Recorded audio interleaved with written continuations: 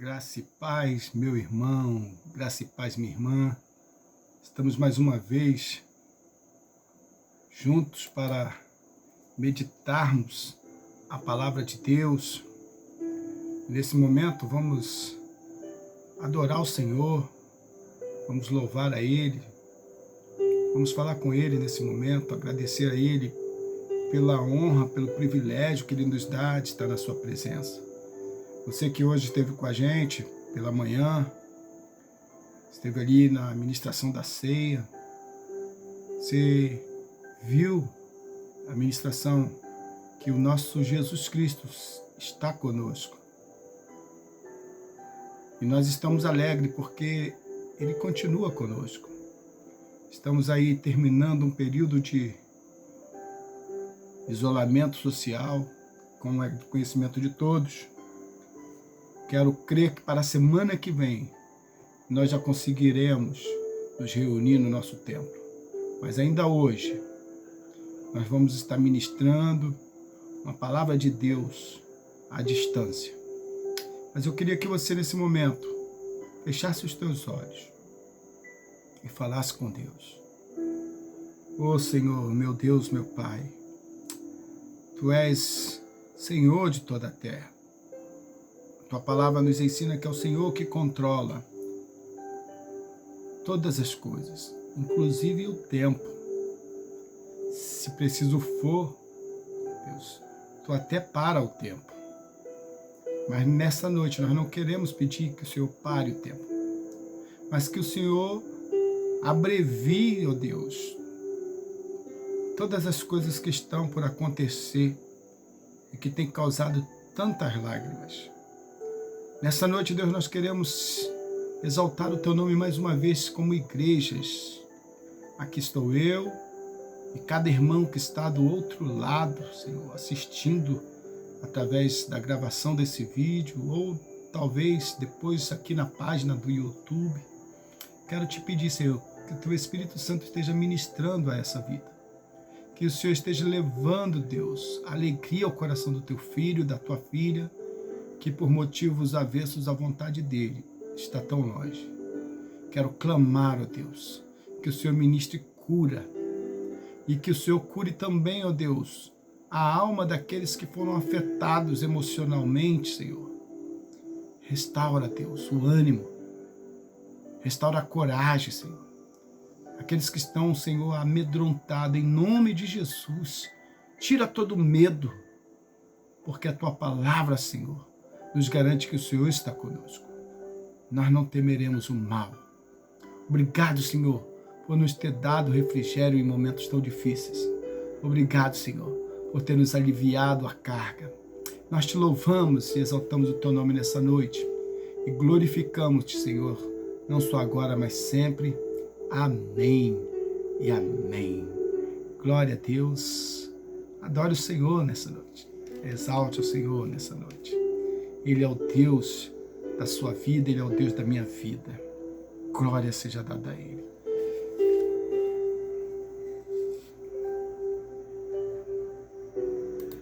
Eu gostaria que você abrisse a sua Bíblia em Mateus capítulo 14. Quero compartilhar com você uma palavra que Deus colocou no meu coração essa semana, a partir do versículo 22 até o versículo 32. O tema dessa mensagem é atitudes que o crente deve tomar para ver a manifestação das maravilhas de Deus. Quem não gosta de ver maravilhas de Deus, hein? Quem não está esperando aí acontecer coisas extraordinárias? Quem é de nós que não anseia por tornar a ver pessoas sendo curadas de forma maravilhosamente? Até mesmo pessoas que estavam mortas sendo ressuscitadas. Ou talvez aquela porta, né, que você está precisando, seja da sua casa própria, seja da cura, a resposta, a cirurgia que não sai. Você precisa ver maravilhas, eu preciso ver maravilhas de Deus. Nessa noite eu gostaria muito de falar com você Não estou dizendo que eu vou falar todas as atitudes, mas eu quero falar de algumas atitudes que o crente deve tomar para ver a manifestação das maravilhas de Deus. Em Mateus capítulo 14, versículo 22 até o 32, logo a seguir, compeliu Jesus os discípulos a embarcar e passar adiante dele para o outro lado, enquanto ele despedia as multidões. E despedidas as multidões, subiu ao monte a fim de orar sozinho. Em caindo a tarde, lá estava ele, só. Entretanto, o barco já estava longe, a muitos estádios da terra, açoitado pelas ondas, porque o vento era contrário. Abrindo um aspas, apenas para explicar que estádio era uma medida de distância. Normalmente, media-se as viagens, e ela equivalia a cerca de 157,5 metros. E a palavra diz aqui que o barco já estava a muitos estádios distantes da terra. Na quarta vigília da noite, foi Jesus ter com eles, andando por sobre o mar. Quero mais uma vez dar uma pausa para falar que uma vigília da noite, a quarta vigília, era entre as 3 horas da madrugada e a aurora, quando o sol então nascia. Essa era o tempo da quarta vigília da noite. Uma das coisas que também me chama a atenção é que o vento era contrário. E mesmo assim, Jesus estava andando sobre as águas. E os discípulos, ao verem-no andando sobre as águas, ficaram aterrados e exclamaram: é um fantasma! E tomados de medo, gritaram. Mas Jesus imediatamente lhes disse: tende bom ânimo, sou eu, não temais. Respondendo-lhe Pedro, disse: se és tu, Senhor, manda-me ir ter contigo por sobre as águas. E ele disse: vem. E Pedro, descendo do barco, andou por sobre as águas e foi ter com Jesus. Reparando, porém, na força do vento, teve medo e, começando a submergir, gritou: salva-me, Senhor! E prontamente Jesus, estendendo a mão, tomou e lhe disse: homem de pequena fé, por que duvidaste? Subindo ambos para o barco, cessou o vento. E os que estavam no barco adoraram, dizendo: verdadeiramente és Filho de Deus. Aleluia! Coisa maravilhosa, né? O vento era contrário, Jesus apareceu andando sobre as águas. Os discípulos assustados, havia na crendice popular ainda, né? Aquela superstição de que fantasmas vagavam. Se muitos não acreditavam, até passaram a acreditar momentaneamente que a aparição que eles estavam vendo seria de um fantasma. E a palavra diz aqui que eles pensavam se tratar de um fantasma. Mas é interessante frisar, meus amados, que Jesus Cristo sempre tem uma palavra de consolo. Jesus Cristo sempre tem uma palavra de ânimo, uma palavra de esperança em meio às dificuldades, em meio às situações críticas da nossa vida. Veja que Pedro tem uma postura extraordinária, uma postura de pessoas que querem mais de Deus, pessoas que querem experimentar um relacionamento mais íntimo. Às vezes até pessoas que pensam ter esse relacionamento tão íntimo. Ela foi a atitude de Pedro naquele momento. A palavra que Jesus Cristo deu a eles de esperança era: tende bom ânimo. Ou seja, Alegrem-se. Não fiquem desanimados. Eu sou. Não temam. Como nós precisamos ouvir palavras como esta hoje, né, meu irmão? A palavra de Jesus Cristo para nós dizendo que Ele é. Estava mais uma vez enfatizando a sua divindade. Não apenas o Jesus que eles conheciam em terra e que havia se despedido dele, mas ele estava dizendo que era Ele, aquele que tinha palavra, aquele que tinha autoridade, aquele que faria com que as tempestades e o vento cessasse. Pedro, em uma atitude de ânimo redobrado, né? Retomado, diz: Senhor, se és tu, manda-me ir ter convosco por sobre as águas. Eu quero fazer como o Senhor está fazendo. Ele não estava querendo se aproximar com o barco de Jesus. Ele diz: manda-me ir ter contigo. Que ousadia, né, irmão? Que relacionamento, que intimidade. E a atitude de Pedro, e essa atitude, meu irmão, tem me ensinado algumas coisas e algumas atitudes que nós aprendemos para vermos as maravilhas de Deus. A primeira dela é só fazer aquilo que Jesus mandar.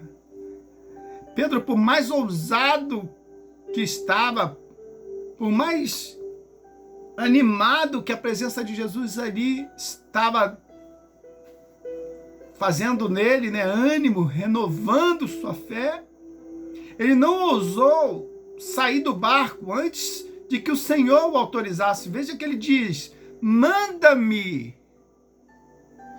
A primeira atitude que nós devemos ter para vermos as maravilhas de Deus acontecendo na nossa vida é só fazer aquilo que Jesus mandar. Às vezes queremos fazer coisas boas, às vezes até mesmo coisas que chamam a atenção de outras pessoas para o Evangelho, coisas que nos dá até mesmo certo prazer. Quem não gostaria de fazer coisas prazerosas? Mas nós que somos servos, só podemos fazer o que o nosso Senhor mandar. Nós não temos autonomia. Nós só podemos fazer aquilo que Jesus nos manda. Pedro disse: deixa-me, manda-me ir ter contigo por sobre as águas.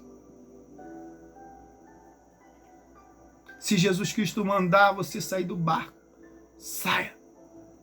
Se Ele mandar andar sobre as águas, ande. Mas, meu querido, se Jesus Cristo mandar ficar escondido e em silêncio, por que é que ousamos muitas das vezes levantar as nossas vozes? Falar o que Jesus Cristo não falou? Profetizar aquilo que Jesus não mandou profetizar? Veja o que diz lá em Lamentações 3:26.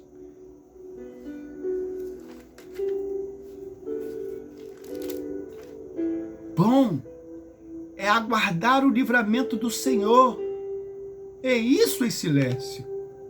Aleluia. Às vezes nós queremos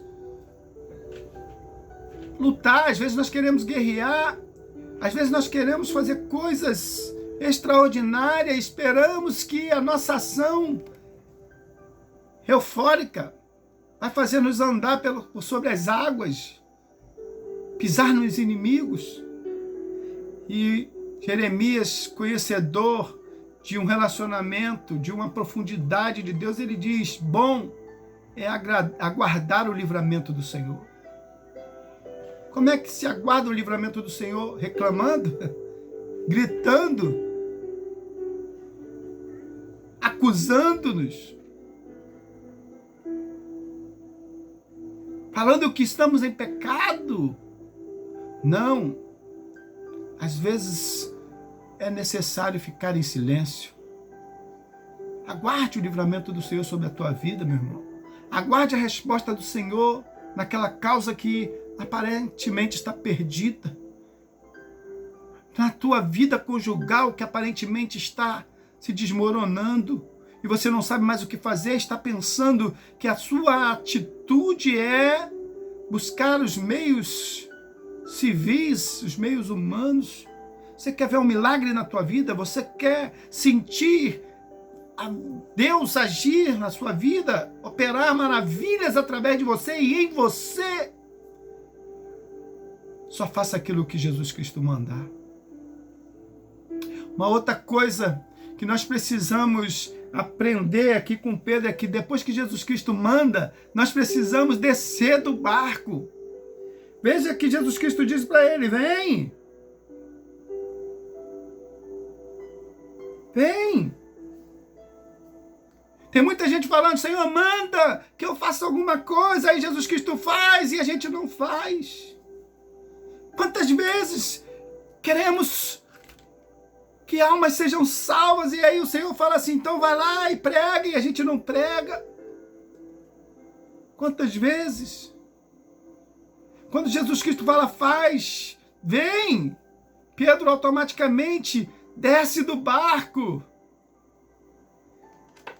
Após a autorização do Senhor para fazer o que pedimos, temos que fazê-lo. Pedro não só desceu e ficou parado. O sentido aqui é que Pedro desceu e continuou andando, seguindo em frente, indo em direção de Jesus. Se Pedro tivesse apenas descido, talvez ele tivesse afundado ali, assim que os seus pés tivessem tocado nas águas. Mas não, ele desceu e já saiu andando. Isso revela que o nosso chamado não é para ficarmos parados, é para nós andarmos, seguirmos em frente. Não podemos ficar confortavelmente enquanto Jesus Cristo faz tudo. Jesus Cristo diz: Pedro, vem, Pedro vai. Segue adiante. Teve ocasião que Deus mandou o povo ficar quieto e observasse o livramento que ele daria, lá em 2 Crônica, capítulo 20, versículo 17. Em um episódio de guerra, o rei Josafá estava em guerra contra Moabe e Amon, e aí o rei consulta o Senhor, e o Senhor orienta ele: toma posição, mas não lute, porque essa guerra o Senhor lutará por você. Amado, tem momento que Deus fala para você não fazer nada, mas tem momento que Deus fala: age. É por isso que você precisa ouvir o mandamento de Deus para você. É preciso atentar rigorosamente para o que Deus está mandando fazer. Josafá, fique parado. Pedro, vem. Tuas atitudes antagônicas, mas que é preciso obedecer quando é o Senhor que manda. Uma outra atitude que nós precisamos ter, e eu aprendo aqui nessa passagem de Mateus capítulo 14, está lá no versículo 30. Reparando, porém, na força do vento, teve medo e, começando a submergir, gritou: salva-me. Abnegação. Pedro, ele decide seguir à frente, mesmo diante da circunstância difícil, mesmo aparentemente sendo algo impossível. Jesus Cristo falou: vem.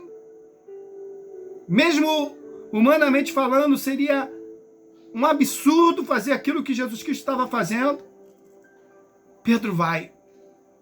Infelizmente, ele repara na força do vento. Ter medo das coisas novas que estão surgindo, ter medo de mergulhar no ministério, ter medo de atender ao chamado, ter medo de se aprofundar no relacionamento com Deus. É normal ter medo, mas é preciso não se deixar levar por ele. Onde está o teu alvo? Foque em Cristo que tudo vai acabar dando certo. Abnegue-se a si mesmo. Não assuma a posição, de amedrontado. Lucas capítulo 14, versículo 26, Jesus Cristo: se alguém vem a mim e não aborrece a seu pai, mãe, mulher, e filhos, e irmãos e irmãs, e ainda a sua própria vida, se não abnegar-se, não pode ser meu discípulo. Versículo 27 diz que qualquer que não tomar a sua cruz e vier após mim, não pode ser meu discípulo. Abnegar-se é não fazer a própria vontade. Abnegar-se é renunciar-se. Lucas capítulo 9, versículo 23, Jesus Cristo diz: se alguém quiser vir após mim, a si mesmo se negue, dia a dia, tome a sua cruz e siga-me. Tem momento que é muito difícil, irmãos. O vento soprando lá fora, a escuridão, o medo do que está por vir, as coisas novas nos assustam mesmo, mas você precisa ter em mente, se você quer ver maravilhas do Senhor, então você também precisa abnegar-se. E para encerrar essa mensagem nessa noite, começando a submergir, gritou: salva-me, Senhor.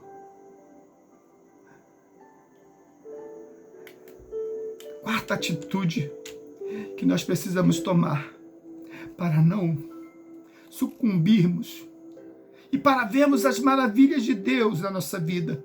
Não fique com vergonha de pedir ajuda. Às vezes a situação chega a tal ponto que nós começamos a afundar. Há vários motivos para nos fazer afundar. Há vários momentos que entramos em crise. A enfermidade é apenas uma delas. Talvez você hoje esteja fraquejando na caminhada por causa das crises financeiras. Talvez você esteja fraquejando por causa dos pagamentos seu que não chega. As contas que não consegue pagar mais. São tantos os problemas que é normal pensarmos em desistir, mas nessa noite aprenda com Pedro a gritar por ajuda: Senhor, salva-me. Deixa de ficar preocupado no que vão pensar teus amigos. Para de se preocupar com o que seus colegas do barco de ministério vai pensar sobre você. Diante da possibilidade do fracasso, corra, grite, peça ajuda. Não insista numa canoa furada, pois Jesus estará pronto para te estender a mão. Deixa Jesus Cristo te ajudar. Deixa Jesus Cristo te erguer novamente. Eu não sei o que está se passando na sua vida nesta noite. Eu não sei. Mas eu quero dizer para você, Jesus Cristo está de mãos estendidas. Peça a Ele para te ajudar. Oh, Senhor, visita nesta noite este irmão, visita nesta noite essa tua ovelha, visita nesta noite este meu colega de ministério, que já há tanto tempo, Senhor, parece estar perdido ou parece estar afundando em meio aos problemas da vida. Visita o Deus, renova o Senhor, cura, Senhor, aqueles que estão enfermos, aqueles, ó Deus, que estão angustiados, aqueles que estão enclausurados, aqueles que estão aprisionados, aqueles que estão, Senhor, na dúvida. Cura, Senhor, cada um deles nesta noite. Enche, Senhor, o meu irmão. Enche, Senhor, o meu colega. Enche, Senhor, a nossa família com esperança. Enche, Senhor, as ovelhas da Igreja Evangélica Congregacional Itaguaiense. Enche, Senhor, os meus irmãos congregacionais, os irmãos, ó Deus, de todas as igrejas evangélicas que estão passando pelos mesmos problemas que nós estamos passando atualmente. Cura-os, ó Deus. Cura. Reacende, Senhor, a chama no coração deles, para que eles entendam, Senhor, que o Senhor é o grande eu sou. E eu te agradeço em nome de Jesus. Obrigado, Pai, por essa palavra aos nossos corações. Amém. Que o Senhor tenha te enchido de alegria nessa noite, meu irmão. Que o Senhor possa ter falado ao teu coração. E não pare. O Senhor mandar você ir. Siga em frente. Que o milagre é por conta dele. Amém.